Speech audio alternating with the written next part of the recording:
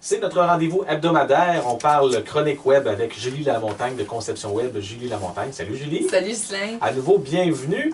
La semaine passée, les gens qui étaient avec nous, on s'en souvient, on a parlé de ce qu'on doit faire pour attirer du trafic sur notre site web. Exactement. Cette semaine, tu nous jases de quoi? Cette semaine, on va parler en détail de quelques plateformes que tu peux utiliser pour créer ta boutique en ligne, donc pour vendre tes produits ou tes services sur ton site web.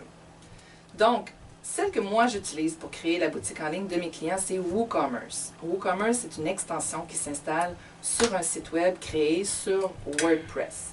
J'en ai parlé dans les chroniques 4 et 5 que WordPress, c'est la plateforme que je recommande pour la création d'un site web.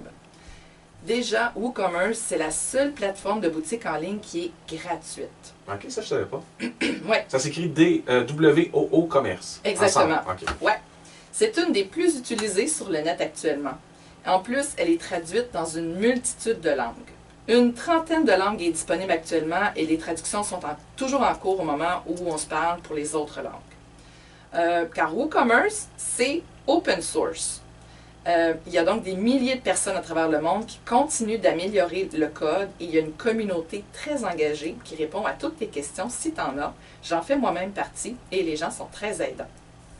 On peut aussi combiner WooCommerce avec une foule d'extensions qu'on peut rajouter selon nos besoins, dont plusieurs sont gratuites.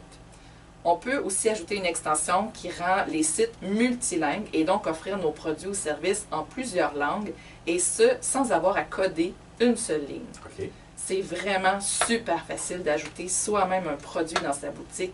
Ça se fait en moins de 5 minutes. Tout le monde peut y arriver. OK. C'est dur à croire, mais ça se fait. Ah oui, c'est très facile. Avec WooCommerce, il n'y a pas de limite quant au nombre de produits qu'on peut afficher dans sa boutique et aucune limite aussi pour la personnalisation. Donc, les couleurs, le look, tout est configurable. WooCommerce ne te charge pas de frais de transaction sur tes ventes, contrairement aux autres plateformes dont je vais te parler aujourd'hui. On peut relier plusieurs types de systèmes de paiement sécuritaires avec WooCommerce, comme par exemple PayPal, ou Stripe, ou même Amazon Pay. Ça veut dire que les clients, une fois rendus à l'étape du paiement, peuvent choisir de se connecter via leur compte Amazon et payer. En fait, ils ne quittent jamais ton site web. Puis Amazon va même t'offrir une protection contre les fraudes. Okay.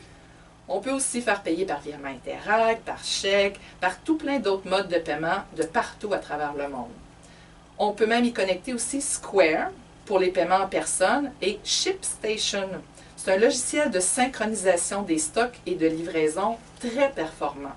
Donc, ça veut dire que c'est la solution vraiment idéale pour ceux qui ont un commerce avec pignon sur rue et qui veulent vendre en ligne en même temps avec le même inventaire. Ça permet d'avoir l'inventaire toujours à jour. OK. C'est pas ça. Oui.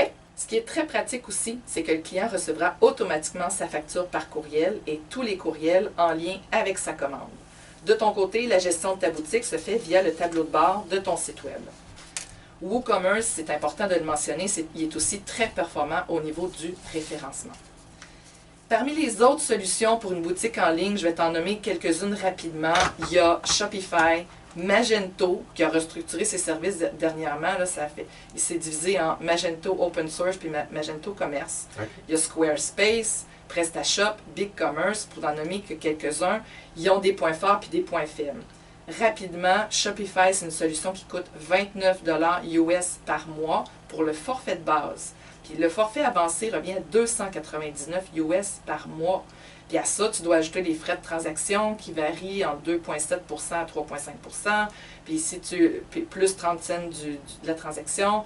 Puis si tu utilises Shopify Pay, ça c'est valide seulement dans quelques pays. Shopify est très populaire car c'est une entreprise canadienne dont la prise en main est facile et rapide. C'est une plateforme qui est déjà sécurisée, donc pas besoin de nom de domaine ou d'hébergement. Il y a d'autres plateformes aussi, je vais les mentionner dans les notes de cette chronique, qui vont se retrouver sur mon site web à l'adresse conceptionwebjl.com/11. Très intéressant, ça aussi. Toujours intéressant. Quelqu'un qui aime l'informatique un petit peu comme moi, mais qui ne connaît rien. La semaine prochaine, tu nous changes de quoi, Julie? La semaine prochaine, on va parler de ce que ça prend pour avoir un bon site web. Ah, OK. Parce qu'il n'y a pas toujours des bons sites. Exactement. OK. La semaine prochaine, à notre chronique web. Merci, Julie. Merci, Ghislain. Salut. Bye.